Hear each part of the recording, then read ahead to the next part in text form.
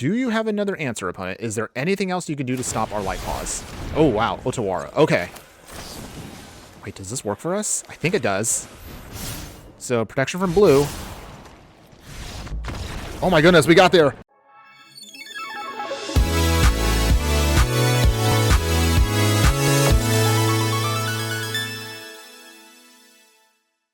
Hello my fiery friends, the Infernoman here with the latest in budget deck technology. And for today's deck tech, we're going to be going into the Historic Brawl format since we actually haven't played in this format for a little while now. So I figured let's put together something fun and budget friendly in this format. I am simply calling it Mono White Foxy Aura.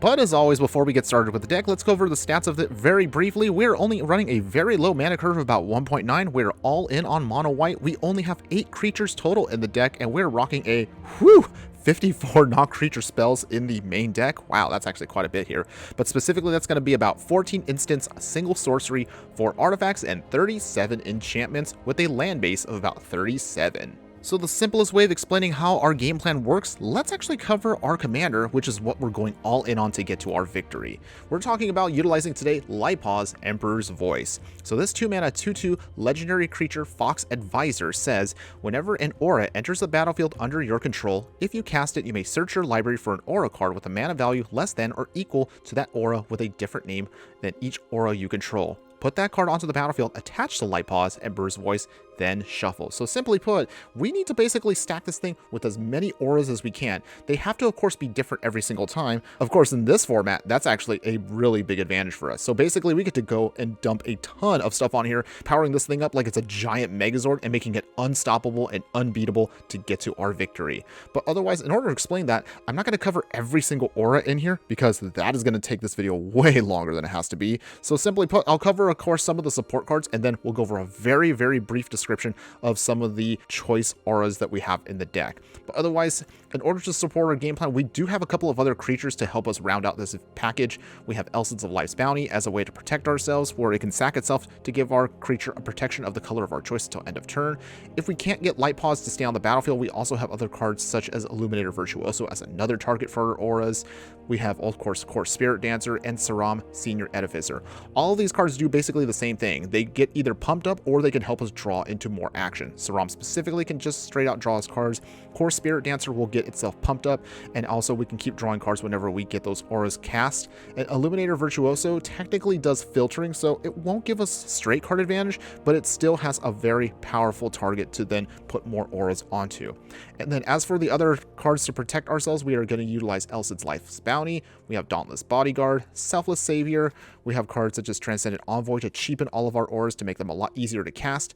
And we have Blessed Hippogriff, which is also a decent evasive target, but also it comes with it the Adventure ability, which also provides us another way to protect our creatures. So this is basically going to be just the simple targets you have if you can't keep Light Paws onto the battlefield. As for other instants and sorceries that can help us protect ourselves, mostly what you may have think of in Mono White, so we have cards like Boon of Safety and Brave the Elements to help us protect our creatures. Fight as One also can do this as well, God's Willing. We have Karametra's Blessing, which gets really good if we do have at least one aura on our creatures, which gives us a pump and protection. Lay Down Arms can be our spot removal against our opponent. Lauren's Escape for additional protection. Petrier's Humiliation is again to destroy one of our opponent's creatures. Another way to protect ourselves with Adamant Will and Beaming Defiance. We also have copies of Feat of Resistance, a Moto card in Cedri's Shelter. We have actual Shelter itself and also provides us some card draw. Take Up the Shield can also protect us and give us some lifelink to help stabilize. And Valorous Stance can be great for either way, where you can either protect our creature or we can destroy something that's really tough on the battlefield to deal with. Now, as for all the auras, Cartouche's Solidarity. We have Deafening Silence to slow down our opponent. We have Detention Vortex for removal. We have Ethereal Armor to pump up our stuff. Glaring Aegis, which can help us get a little bit more power and tap something. Griff Spoon for flying. Radiance Grace, which can be pump and also flip over to make our opponent tap their creatures. For Fiend's Guidance, we have Sentinel's Eyes. We have Solid Footing. Valor of the Worthy, which can give us a spirit. All That Glitters is a massive pump spell. We have Angelic Gift to give us flying and card draw. Conviction, Heliod's Punishment. We have Lunarch Mantle. Michigo's Reign of Truth flipping into Portrait of Michigo. Ossification for more removal. Pacifism for removal, Planar Disruption for removal, Reprobation for more removal, Rune of Sustenance for card draw and lifelink, Sentinel's Mark, which has flash and also can give us lifelink and vigilance, Skyblade's Boon also has flying, Spectral Steel, we have Dub, Face of Divinity, Gauntlet of Light, Intercessor's Arrest, we have Light of Promise, we have Minimus Containment, Squire's Devotion, Nahiri's Binding, Candlelight Vigil, Commanding Presence. Whew, that was a lot of auras to go through. As far as the remaining parts of the package, we do have a couple of artifacts. It's not something we really focus on for this deck, but we do have, of course, Arcane Signet, Cold Steel Heart for some ramp, Guardian Idol is technically another ramp, but also a creature if we have to make it one in a pinch. Mind Stone can also be ramp and also a card draw spell.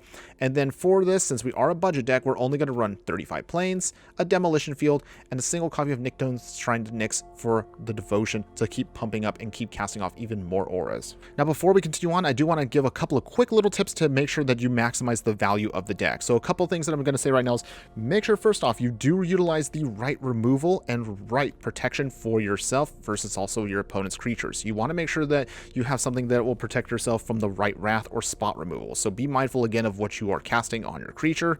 Other thing you want to be very careful of, because I've done this myself a couple times.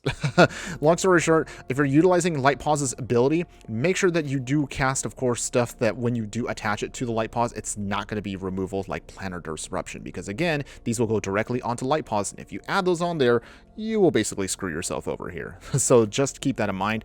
I don't know about you guys, but I'm actually pretty excited to play this deck. It's actually pretty simple but hilarious when it goes off, because once it starts going, unless if your opponent has a ton of removal, they really won't have a way of stopping you. So how do you think this deck's going to perform? Let's go ahead and take it into a couple of matches in Brawl and see how it performs. But before we continue, if you do like any of the content that I do, please like, follow, and subscribe wherever you watch the content so you don't miss out on any of the gameplay, booster pack openings, deck decks, and so much more. Okay, my fiery friends, here we go. We are playing our Foxy Aura deck in Historic Brawl, and okay, well, we do have a lot of good auras here, so I think we should be fine. We can just get Light Paws out. If our opponent is playing mono green, that's actually not too shabby for us either. So that should be good overall. Let's play Transcendent Envoy first. So this cheapens all of our auras. Another land for our opponent. Paradise Druid. Alright, so the race is on, everybody. So with that, snow-covered plains. Light Paws. We will then play Solid Footing on Light Paws. Starts its ability up. We will then search for another aura. We'll get... what do we get right now? Griff's Boon for the flying. Alright. Transcendent Envoy attacks. They're down to 24. If they do tap with the Paradise Druid, we can then hit it with Heliod's Punishment. Ooh, actually... Okay. I think we could pull off here... First off, Squire's Devotion. Pump. Make a token. Digging again. We will get Face of Divinity, another pump. We will then play Heliod's Punishment. Okay, wow. Well, that didn't take too long, everybody. We got there. I guess our opponent just didn't want to see us just go off there. So there you go. That's how we do it, everybody. Okay, my fiery friends, here we go. We are playing our Foxy Aura deck in Historic Brawl. And okay, so we do have a core Spirit Dancer for another wave. We can draw some stuff. We have Lauren's Escape to protect ourselves. Let's keep this and see what happens. I think what we're going to probably try to do first is let's get the core Spirit Dancer going and see what our opponent's trying to pull off. The good news is they're playing a creature that can go explosive. On the other hand, I don't expect them to have much except for maybe counterspells and ramps, so it might be nice for us for a little while if we can just get some other stuff out there. So with that, we will play Core Spirit Dancer. Alright, so Woeful Haven. Alright, we got a Griff's Boon too, which is nice. Light Paws. Wow. Come on. I'm not salty. Not salty at all. Can't believe this actually works so much constantly, this format. Okay. If our opponent wants to play that game, so be it. So with that, let us play Raffine's Guidance. Draw a card. Get a land. Pump up the Spirit Dancer. And we swing. It's okay, everybody. We have a backup plan. Light Paws is just going to have to sit out for a little while we build up everything else. Obsessive Collector. land, and we will play Angelic Gift. Draw a card. Fight as one. Okay. This is okay, everybody. What do they have? Okay. What does this do? I'm like, okay, whatever. It's fine. It's fine, everybody. Elsit of Life's Bounty. And then we will swing here. They're down to 17. Okay. So the game plan right now, I think, is if we can just get another turn out and have Light Paws, and then hopefully we can go off. Okay. So with that, Snow-Covered Plains. Light Paws coming back. Okay, I think we'll have to just keep the mana up for the time being. There's not much we can do except just wait it out for a turn. They're blocking with Obsessive Collector. It dies. Alright. We have an Ossification, which is really nice for us. That can lock out our opponent, at least for a turn, with their Rush Me. Tireless Tracker. They get Memory Lapse? Wait, what do they get? Okay. So will they get their card? Alright, so we got another Snow-Covered Plains. So, Griff's Boon. Do they play the Memory Lapse? That's the question here, everybody. We draw a card. Decisive now. Ooh, okay. That's fine. We got the Tranquil Frill back. And then with this, fight as one. Non-human. Pump up our creature. They lose their Rashmi, and now we get a bump from that. Oh my goodness! They couldn't handle that. So that was awesome, everybody. Okay. Wow, that actually works. I was thinking it was going to just be a little bit longer than that. Okay, my fire friends, here we go. We are playing our Foxy Aura deck in Historic Brawl, and okay, so we do have some protection, and we do have removal, so this is pretty awesome. Might be a little bit slower than I would like, but that's okay. We're still going to make it work, everybody. Our opponent is playing Galta. Oh boy. So they're going to be trying to get out that dinosaur ASAP. We'll pass here. We're going to wait until we can officially get Light Paws out and then play Dauntless Bodyguard. Right, Demolition Field. Light Paws. We have Spectral Steel, which is great. Forest. Woodland Mystic. Okay, so with that, we will then Planner Disruption. Activates. Pull out another card. We will get Angelic Gift to draw a card. Cold Steel Heart. Dauntless Bodyguard. Light Paws now has protection. And we go swinging, so we're down. We have them down to 23. Not too shabby so far, everybody. Looking pretty good. This is basically what you want to do with the deck. Start getting those incremental bits of value and start building everything up. Druid of the Cowl. Well, fortunately, we have a Nahiri's Binding also. So with that, I think we should probably do this now just to slow him down. Nahiri's Binding. Light Paws triggers again. We then get... I think we get all that glitters. We need to be a little fast here. I just want us to get things out of the way quick. Glittering Aegis. Tapping the Woodland Mystic. We then trigger again. We're going off, everybody. This is pretty awesome. Okay. Cartouche. We then swing. Down to 13. This is awesome. Okay, opponent. You have one turn to turn this around. Do they have anything at all to stop us? Yorvo. That doesn't really do it. And there we go, everybody. Yes, we got there again. Foxy Auras. Okay, my fire friends, here we go. We are playing our Foxy Aura deck here in Historic Brawl. And okay, so what do we have? We have some removal. We have some light ways of pumping with a simple aura. And we do have protection, so let's keep this. And I think we can get there with what we have. Our opponent, however, is playing Nicol Bolas, which kind of has me a little worried because usually Grixis decks have a lot, and I do mean a lot of removal. Okay, so our opponent puts down Sulphurous Springs. Now they have a Duress already. Not surprised, of course. Not surprised at all. So let's see what they throw away. I'm going to guess they're probably going to throw away the Solid Footing or the Ossification. That's my guess. Oh, okay. Commanding Presence. That's actually okay. I didn't mind them actually taking that. So with that, we're just going to have to pass here.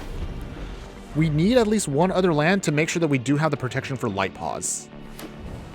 They have a tap land. Okay, great. We did get another land, which is awesome. Light Paws coming down. And we pass. So thankfully, we do have multiple ways of protecting ourselves, so we should be fine at least for a turn until we can untap. As long as our opponent doesn't have any sacrifice, we should be okay. Alright, Snow-Covered Mountain. Curse of Hospitality. Wait, I forgot. What does this do again? Creatures? Okay, interesting. Alright, well, there's not much we can do about that. We have to let it go. Solid footing. Flashing it in. We then look at our deck, and we will get out... What do we get? I think we get Sentinel's Eyes. Okay, Snow-Covered Plains. We will then... Light of Promise. Light Paws digs again. All that glitters. Creature's now an 8/8. Smashing them down to 16. They have 2 turns to get to victory. Nico Bolas coming in, everybody. We have to drop a card. I think the Carametra's Blessing. Alright. Ossification. Alright. Taking out their Nico Bolas. And then we'll get Angelic Gift to draw a card. Got Squire's Devotion. Snow-Covered Plains. It's tempting right now to put the Squire's Devotion in, but I'm going to wait at least one more turn. Because we need to make sure we have protection. Oh, we're so close, though. It was so tempting to put that in. But again, we really just have to make sure we have protection. Do you have another answer, opponent? Is there anything else you can do to stop our Light Paws? Oh, wow. Otawara. Okay. Wait, does this work for us? I think it does. So, protection from blue. Oh my goodness, we got there. Yes, we did it. We did it. We did it. Stop their Otawara. Oh my god. Usually, real quick, everybody. Yeah, usually if you don't have any answer for this ability, you mostly get screwed. But it was so good of us to actually have that protection. And there you have it, everybody. So that was our Foxy Aura deck. So you tell me in the comments below, what do you think? Are you a fan of this deck as all? Personally, I actually am really happy with this deck. To be also honest, I'm actually not really fond of Light Paws in 60 card formats, but here in Historic Brawl or even in Commander, this is actually a pretty sweet and fun card to build around. But of course, I do want to be very clear and transparent like I always am. Even though you saw the matches the best of it, there are going to be some times where the card will not perform as you expect. Remember that this card is basically designed to be mostly a glass cannon style. So if you do manage to go off with the card, it is hilariously cool and it is fun to play with. But in those times where you do struggle, where maybe you're just getting flooded out with lands, or maybe you just can't keep things on the board because your opponent just keeps blowing stuff up before you can protect it, be aware that you could still get screwed over pretty easily with this card. Still, I'm gonna still highly recommend, if you're a beginner player out there to Historic Brawl, maybe you're just trying to play on a budget because you're saving up your rares, definitely I would highly recommend this deck for you as a starting point to just build up your collection, get your wins in, get your dailies, and if there's a Historic Brawl event, by all means, play this deck. It's a lot of fun to do. But you're probably asking right now, is there a way we can make this even better than before? Well, I'm going to show you right now, because if you're still watching at this point, shout out in the comments below if you are. My true fiery friends, you're going to see some of the simplest upgrades I can give you for this deck. Now, normally when we do this, of course, we're going to have mostly the actual full deck completely upgraded, but I'm just going to recommend for you my personal suggestions I can recommend. You can add these in however you want, and you can mix and match with your Historic Brawl deck, so that is completely up to your choice. But if you do want to at least get some of the bare essentials for upgrades in this deck, my only recommendations, of course, as always, is upgrade your mana base. I can't stress that enough, as always, whenever we do these deck techs. Give yourself Scavenger Grounds, which gives you a chance to then give Graveyard Hate in the main deck. Plaza of Heroes is here to protect your actual Light Paws from more removal, so it's another layer. You have Mirex, which can then create some more Phyrexian Mite creature tokens. Granted, the Phyrexian Mites will not be able to protect you, of course, since they don't block, but the main reason you want them is for cards such as All That Glitters, which gets a bonus, of course, for every artifact we control, giving our bigger pump with one of our auras. You can have Faithless Haven, because with this, since we are mostly running all snow plains, this can actually be a great creature land for you to utilize. Keep your Demolition Field, of course. You'll have Ijano, Seed of the Empire as another layer of removal.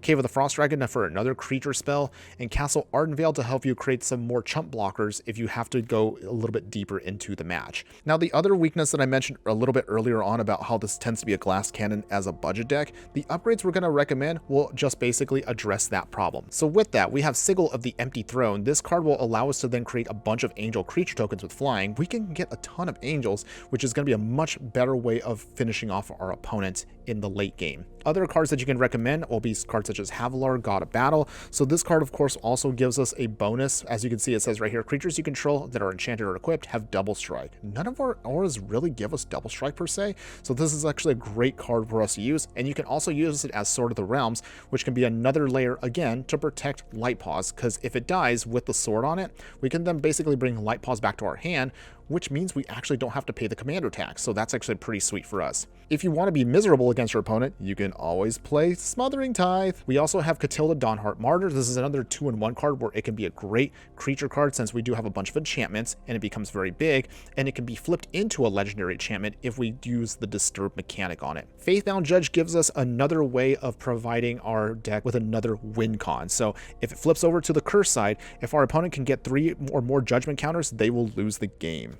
Skrelv's Hive and Skrelv Defector Might are going to be also great if you want to go a little bit wider with the deck, and also creates for us a bunch of Phyrexian Might creature tokens, so it gives us a Toxic game plan as a plan B or C to the deck as another alternate win con if the game does go long. Of course, the other card I would probably recommend out of all of these optional ones is give yourself Sigarda's Aid. So this single 1-mana enchantment allows us to cast all of our auras and equipment spells as though they have flash. Curse of Silence basically is only just here just to harass your opponent's commander cards, so this is more of an optional one, but it is a select choice if you do want it. And if you do have opponents that tend to go wide a lot, you can also utilize Authority of the Consuls, which will allow us to gain some life, stabilize against creature decks that go very aggro very quickly. But of course, whichever way you want to take the deck, as you saw from our matches, it can be explosively quick if our opponent does not have a way to respond to it, and sometimes even if they do have responses to it, as you saw, we have many layers of protection for our commander, so even though I did mention it is a glass cannon strategy, it is still hilariously awesome when it does pull itself off. So